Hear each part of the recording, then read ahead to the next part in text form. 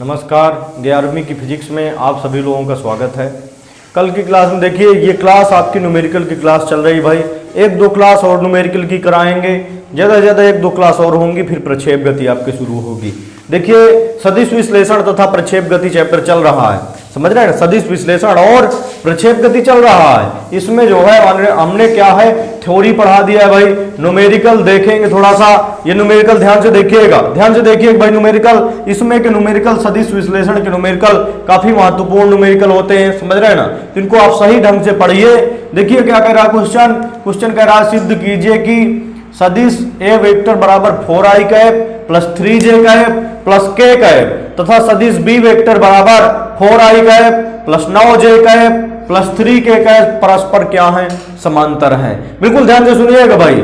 सदिश जो है ए वेक्टर इतना है और बी वेक्टर इतना है, ये दोनों क्या है, हमें सिद्ध करना है, समांतर सिद्ध करना है। तो देखिए, जब कोई दो सदिश या कोई दो रेखाएं, ध्यान से देखिएगा, जैसे ये ए रेखा ए वेक्टर हो गया मान लीजिए, और इसी के नीचे क्या हो जाए, बी वेक्टर हो जाए एक, ये क्या हो जाए, बी वेक्टर। जब कोई दो रेखाएं समांतर होती हैं तो उनके बीच कोण कितना, यहां कोण शून्य बनता है। यदि यहां से ये रेखा कुछ ऐसे बजाती, समझ रहे हैं ना, तो ये कोण कुछ अलग होता। जब ये रेखा समांतर हो जाती, जैसे एक रेखा ये है, इसी के ऊपर सपोज दैट एक रेखा और हो जाती, समझ रहे हैं ना, इसी के ऊपर, तो दोनों के बीच जो बनने वाला कोण है वो शून्य होता है। तो जब कहेंगे क्या कि जब दो रेखाएं परस्पर समांतर होती हैं, जब दो रेखाएं परस्पर समांतर होती हैं तो उनके बीच कोण सदैव कितना बनता है, 0 डिग्री का कोण बनता है। बिल्कुल ध्यान रखिए भाई।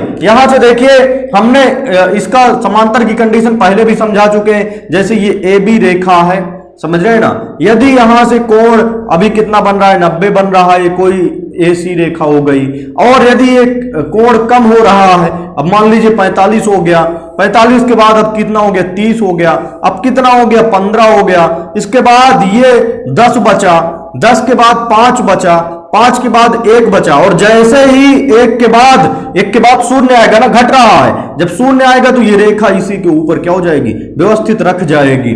तो यहां से जब दो रेखाएं परस्पर समांतर होती हैं, एक ही दिशा में होती हैं, तो उनके बीच सदैव कोण कितना बनता है, 0 डिग्री कोण बनता है। तो यहां से दो रेखाएं कह रहा है कि ए वेक्टर और बी वेक्टर सिद्ध करना है, समांतर है। तो ए वेक्टर और बी वेक्टर समांतर होंगे तो इसका मतलब उनके बीच कोण कितना बनेगा, 0 बनेगा। तो क्योंकि जब दो रेखाएं परस्पर समांतर होती हैं तो उनके बीच सदैव कोण कितना बनता है, 0 डिग्री कोण बनता है। तो देखिएगा यहां से हमारे पास बनेगा क्या, सभी लोग ध्यान से देखेंगे भाई, बढ़िया सही ढंग से पढ़ते चलिए। देखिए यहां से ए वेक्टर दिया है,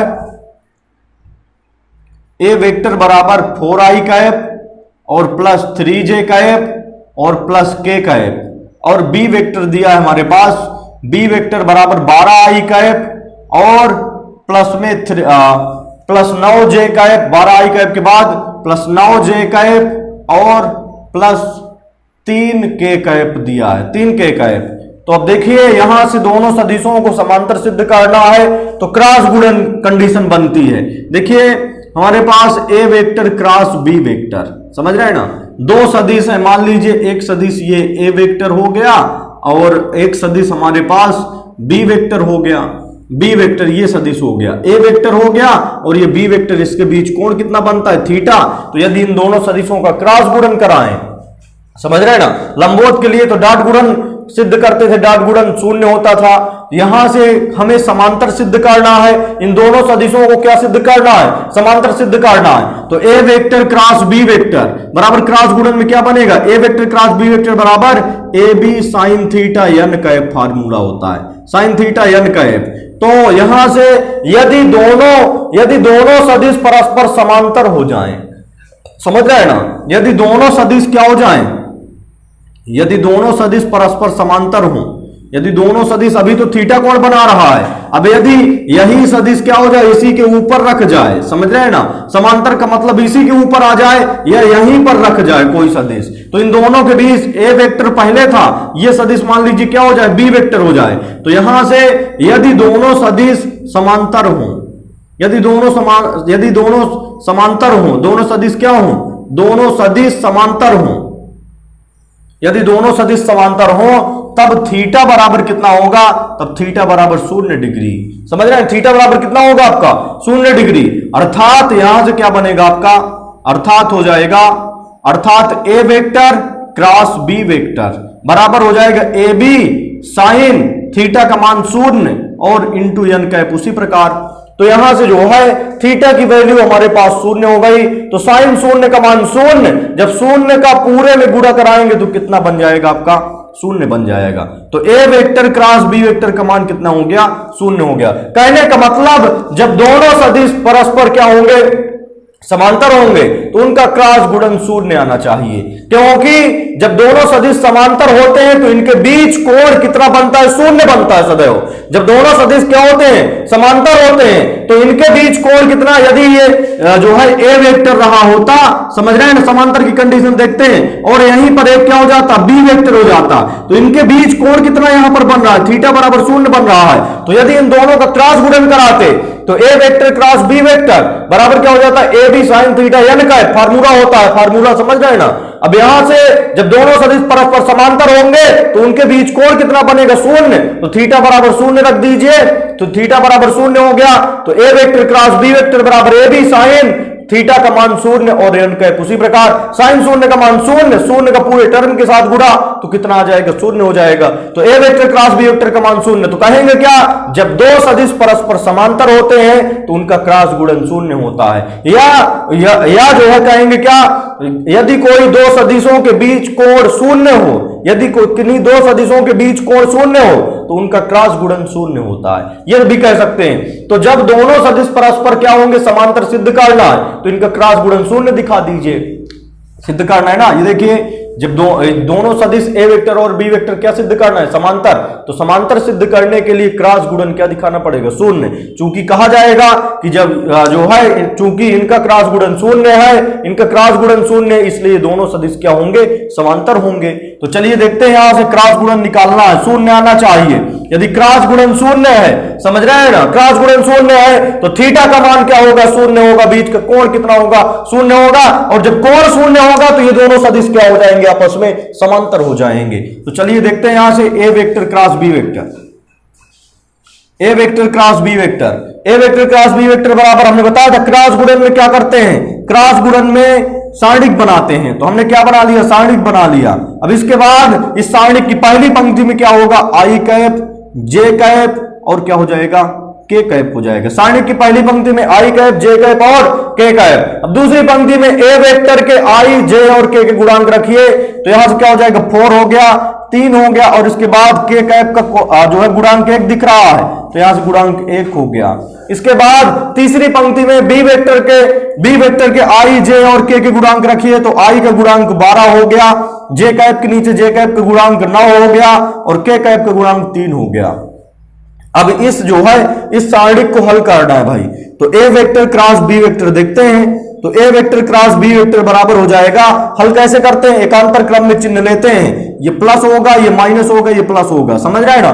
तो प्लस आई कैप हो गया। इसके बाद ये पंक्ति छूटेगी, ये कॉलम छूटेगा, प्लस आई कैप, ये पंक्ति छूटेगी, ये कॉलम छूटेगा, तो कितना बचा 3 त्रिका 9 और माइनस क्या हो जाएगा 9 1 कम 9 हो गया, और माइनस जे कैप, ध्यान से देखते जाइए भाई, हल कैसे करेंगे, माइनस जे कैप, तो माइनस जे कैप इसके संगत ही कॉलम छूटेगा, इसके संगत पंक्ति छूटेगी, इसके संगत कॉलम छूटा, इसके संगत पंक्ति छूटेगी, तो 4 तिहाई 12 और माइनस का क्या हो जाएगा 12 1 कम 12, तिर्यक गुणा कराते हैं, समझ रहे हैं ना। और प्लस का कितना हो जाएगा प्लस के कैप इंटू में हो जाएगा प्लस के कैप इंटू, ये इसके संगति कॉलम छूटेगा, इसके संगति पंक्ति छूटेगी, तो 9 चौको कितना 36 और माइनस 12 तिहाई 36 हो गया।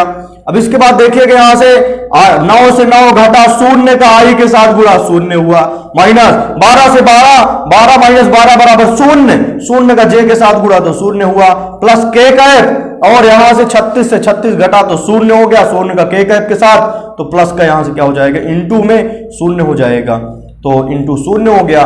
तो यहां से सभी कितना बन गया भाई 0 बन गया हमारे पास। तो A vector cross B vector का मान कितना आ रहा है 0 आ रहा है। तो कहेंगे क्या, चूंकि ए वेक्टर क्रॉस बी वेक्टर, चूंकि ए वेक्टर और बी वेक्टर सदिशों का क्रॉस गुणन शून्य है।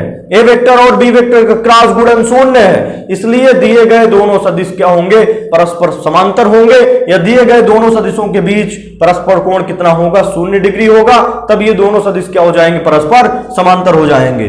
तो बिल्कुल समझिएगा भाई, इस तरह के सवाल आते हैं परीक्षा में। यदि समझ में नहीं आया है तो आप कमेंट करके बताएंगे, समझ रहे हो कि समझ में नहीं आया है। अगली क्लास जब कराएंगे तो 1-2 सवाल उसमें इसमें के और करा देंगे इस टाइप के, तो आपको बढ़िया से क्लियर हो जाएगा। तो देखिए दूसरा नंबर क्वेश्चन क्या है भाई। दूसरा क्वेश्चन है हमारे पास, किसी घूर्णन गति करते हुए पिंड पर F बल F वेक्टर दिया हुआ है। घूर्णन गति करते हुए, घूर्णन गति का मतलब वृत्तीय गति से भी मतलब उसका हो सकता है।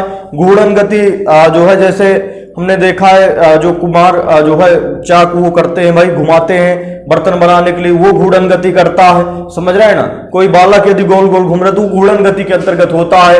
तो देखिए यहां से घूर्णन गति करते हुए पिंड पर कोई भी पिंड घूर्णन गति कर रहा है, घूम रहा है किसी केंद्र के परितः, समझ रहे हैं ना। तो जो है या किसी दूरी के परितः घूम रहा है और उस पिंड पर बल कितना लग रहा है, बल F वेक्टर लग रहा है। तो F वेक्टर बराबर दिया है 2i cap plus 3j cap और -4k कैप दिया हुआ है। जो है F वेक्टर बराबर 2i cap plus 3j cap -4k cap Newton तथा स्थिति वेक्टर का मतलब दूरी अथवा विस्थापन होता है, समझ रहे हैं ना। स्थिति का मतलब दूरी अथवा विस्थापन, समझ लीजिएगा ढंग से, समझ रहे हैं ना। तो स्थिति को क्या कहते हैं, दूरी अथवा विस्थापन। तो यहां से दूरी अथवा विस्थापन कितना दिया है, r वेक्टर दिया है, बराबर -2i cap plus -3j cap और प्लस 4k कैप है, मीटर से प्रदर्शित है। और पिंड पर कार्यरत बलाघूर्ण की गणना कीजिए।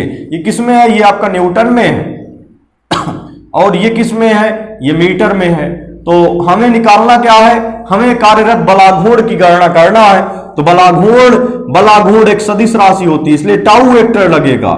बलाघूर्ण को टाउ से व्यक्त करते हैं, टाउ, समझ रहे हैं, बलाघूर्ण को टाउ से, और ये एक सदिश राशि होती है इसलिए वेक्टर लगा दिया। तो टाउ वेक्टर का मान हमें क्या करना है, निकालना है। तो देखिए यहां से हमारे पास हमने बताया था भाई, कार्य और बलाघूर्ण दोनों एक ही होते हैं, एक ही राशियां होती है, कह सकते हैं, होते अलग अलग है, समझ रहे हैं, उनका मतलब अलग होता है। तो देखिए कार्य बराबर होता है बल गुणे विस्थापन, ध्यान से देखिएगा भाई, कार्य बराबर बल गुणे विस्थापन, और बलाघूर्ण बराबर भी बल गुणे बल की क्रिया रेखा के बीच की दूरी होती है। लेकिन दोनों में अंतर क्या है, ये भी बल गुणे विस्थापन या बल गुणे दूरी और बल गुणे क्रिया रेखा के बीच की लंबवत दूरी होती है, समझ रहे हैं। बलाघूर्ण का चैप्टर आगे आएगा, बिल्कुल परेशान नहीं होना है।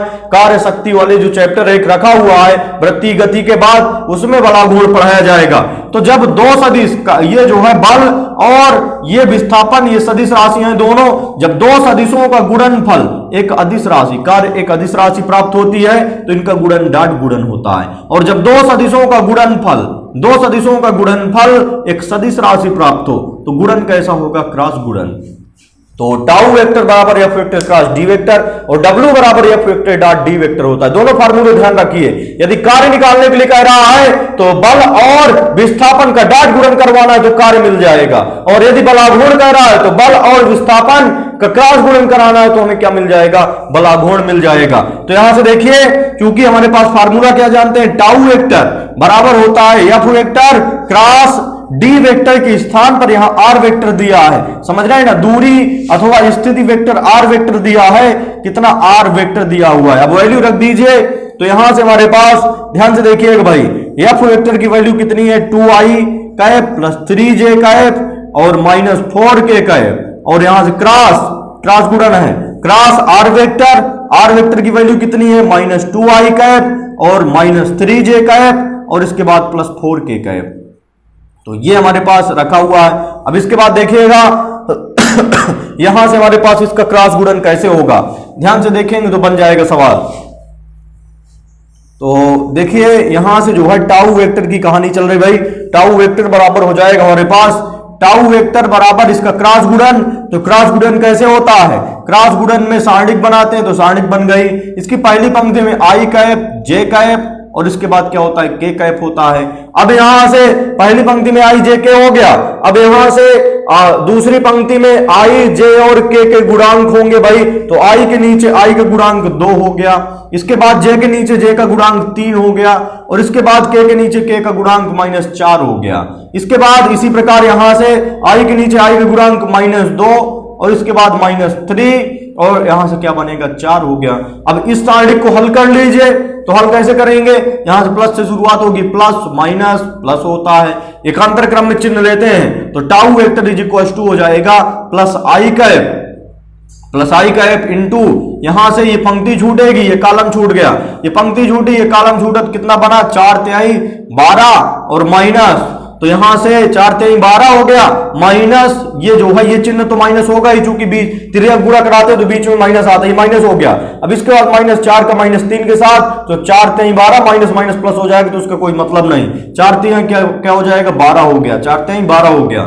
इसके बाद यहां से -j कैप होगा, तो -j कैप और इनटू में ये कॉलम छूटेगा, ये पंक्ति छूटेगी, तो यहां से -j कैप, ये कॉलम छूट गया, ये पंक्ति छूट गई, तो 4 दूनी क्या हो जाएगा, 8 हो गया, और -4 का -2 के साथ तो 8 हुआ, चूंकि माइनस माइनस प्लस होता है, तो यहां से 8 हो गया। और इसके बाद यहां से प्लस के कैप, तो देखिए यहां से -j कैप, ये कॉलम छूट गया, ये पंक्ति छूट गई, तो 4 दूनी 8 और माइनस लगाएंगे, तिर्यक गुणा के बीच में माइनस लगाते हैं, -4 का -2 के साथ माइनस माइनस प्लस हो जाएगा, 4 दूनी क्या हो जाएगा, 8 हो गया। इसके बाद यहां से प्लस के कैप, तो प्लस के कैप हो गया, और अब यहां से प्लस के कैप हो गया, ये कॉलम छूटा, ये पंक्ति छूट गई, तो ये कॉलम छूट गया, ये पंक्ति कितना बचा, -3 का 2 के साथ, तो 2 तिहाई क्या हो जाएगा, 6, तो -6 हो गया। इसके बाद बीच में माइनस लगाएंगे तिर्यक गुणा में, ये जरूर है, होता है भाई, तो माइनस लगा दिया, 3 का -2 के साथ, तो 3 दूनी क्या हो जाएगा, -6 हो गया। देखिए यहां से ये हमारे पास बना। अब माइनस माइनस क्या हो जाएगा, यदि कोष्टक हटाएं तो माइनस माइनस गुणा प्लस हो जाएगा। तो देखिए जब 12 से 12 घटा, शून्य का गुणा इसके साथ कराए तो शून्य हुआ, माइनस 8 से 8 घटा तो 8 - 8 बराबर शून्य, शून्य का गुणा इसके साथ कराए तो शून्य हुआ, प्लस 6 - 6 से 6 घटा तो कितना हो गया, शून्य, शून्य का गुणा इसके साथ तो शून्य, तो पूरा क्या हो गया हमारे पास, घट के शून्य हो गया। तो टाउ वेक्टर कितना आ गया, शून्य आ गया। तो बलाघूर्ण का मान कितना आ गया भाई, कार्यरत बलाघूर्ण का मान शून्य हुआ, सीधा सा कह देंगे कार्यरत बलाघूर्ण का मान कितना हो गया, शून्य हो गया। तो चलिए देखते हैं यहां से, देखिए 2 सवाल होमवर्क के लिए दिए जा रहे हैं भाई। कौन सा पहला नंबर क्वेश्चन क्या है आपका, पहला नंबर क्वेश्चन है ए के किस मान के लिए वेक्टर ए वेक्टर बराबर है 2i cap plus aj cap plus k cap, vector B vector बराबर 4i cap minus 2j cap minus 2k cap लंबवत है। तो इसको लगाएंगे कैसे भाई, यहां से ए के किस मान के लिए, ये दोनों सदिश क्या है, दिया हुआ है, ए वेक्टर और बी वेक्टर क्या है, लंबवत है। तो यहां से जब चूंकि दोनों सदिश आपस में क्या है, लंबवत है, दोनों सदिश आपस में क्या है भाई, लंबवत है, तो इन दोनों का डॉट गुणन क्या होगा, डॉट गुणन क्या होगा, शून्य होगा। समझ रहे हैं ना, इन दोनों का डॉट गुणन क्या होगा, शून्य होगा। बिल्कुल ध्यान से समझिएगा भाई, जब दोनों सदिश परस्पर लंबवत होंगे तो उनका डॉट गुणन शून्य होगा। क्योंकि ध्यान से देखिए लंबवत की कंडीशन, ये मान लीजिए ए वेक्टर हो गया और ये क्या हो गया, बी वेक्टर हो गया, बीच का कोण कितना है, 90 अंश हो गया। तो यहां से डॉट गुणन कीजिए, ए वेक्टर डॉट बी वेक्टर बराबर ए बी कास थीटा, तो कास थीटा के स्थान पर 90, कास 90 का मान शून्य, तो पूरा गुणा कराएंगे तो पूरा टर्म क्या हो गया, शून्य हो गया। तो A vector dot B vector का मान जब जो दोनों सदिश क्या होंगे, लंबवत होंगे, तो क्या होगा, इन दोनों का सदिशों का डॉट गुणन क्या होगा, शून्य होगा। और यदि दोनों सदिश परस्पर समांतर हो, समझ रहे हैं ना, ये मान लीजिए हमारे पास ए वेक्टर है और दूसरा सदिश क्या हो जाए, बी वेक्टर हो जाए, ये दोनों सदिश आपस में क्या है, समांतर हैं। तो समांतर है तो क्रॉस गुणन कीजिए, तो A vector cross B vector बराबर क्या हो जाएगा, A B sine theta, N का एक, समझ रहे हैं ना। तो यहां से A B sine theta, theta की वैल्यू कितनी होगी, इन दोनों के बीच कोण कितना है, शून्य है, तो साइन शून्य और यन कैप हो गया, तो साइन शून्य का मान शून्य होता है, शून्य का गुणा कराएंगे तो पूरा टर्म क्या हो गया, शून्य हो गया। तो ध्यान रखिए भाई, जब भी समांतर सिद्ध करने के लिए कहे कि दोनों सदिश सिद्ध कीजिए कि दो सदिश समांतर होंगे, तो उनका क्रॉस गुणन क्या दिखाना है, शून्य दिखाना है। और जब दो सदिश लंबवत सिद्ध करने के लिए कहे तो उनका डॉट गुणन शून्य दिखाना है। जब दोनों सदिशों का क्रॉस गुणन शून्य होता है तो वो दोनों परस्पर क्या होते हैं, समांतर होते हैं, क्योंकि उनके बीच कोण थीटा शून्य होता है, समांतर रेखाओं के बीच। और जब कोई दो सदिश लंबवत होते हैं तो उनका डॉट गुणन क्या होता है, शून्य होता है, क्योंकि थीटा इनके बीच क्या होता है, 90 cos 90 का मान शून्य होता है। तो यहां से लंबवत दिया है तो ए वेक्टर और बी वेक्टर का डॉट गुणन शून्य होगा। और डॉट गुणन कराएंगे तभी हमें ए का मान मिल जाएगा। समझ रहे हैं, डॉट गुणन कराएंगे तभी हमें क्या हो जाएगा, ए का मान मिल जाएगा। और दूसरे नंबर में क्या कर रहा है, सिद्ध कीजिए कि सदिश ए वेक्टर बराबर इतना, बी वेक्टर बराबर इतना परस्पर लंबवत है। तो लंबवत के लिए क्या है, हमने बताया था, जब कोई दो सदिश परस्पर लंबवत होंगे तो उनका डॉट गुणन शून्य होगा। तो इन दोनों का डॉट गुणन यदि शून्य आ रहा है तो नीचे से लिख देंगे, चूंकि दोनों सदिशों ए वेक्टर और बी वेक्टर का डॉट गुणन शून्य है, इसलिए दोनों सदिश क्या होंगे, परस्पर लंबवत होंगे। सभी लोग भाई दोनों होमवर्क करके इस व्हाट्सएप नंबर पर भेजिएगा, होमवर्क करके, समझ रहे हैं ना। इसको चेक किया जाएगा, बताया जाएगा कि कहां पर आपकी गड़बड़ी हुई है, समझ रहे हैं ना। तो जो है कल की क्लास में भाई जो है एक अगली क्लास जो आएगी उसमें न्यूमेरिकल कुछ अलग टाइप की न्यूमेरिकल बताएंगे, उसको फिर जो है एक क्लास न्यूमेरिकल की और कराई जाएगी। इसके बाद फिर न्यूमेरिकल की क्लास खत्म करके प्रक्षेप गति शुरू करेंगे। और यदि आप वीडियो देख रहे हैं भाई तो चैनल सब्सक्राइब नहीं किए तो चैनल को सब्सक्राइब कर दीजिए, जिससे आपको जो है रेगुलर वीडियो प्राप्त होते रहें। और यदि वीडियो बढ़िया पसंद आया है तो लाइक कर दें,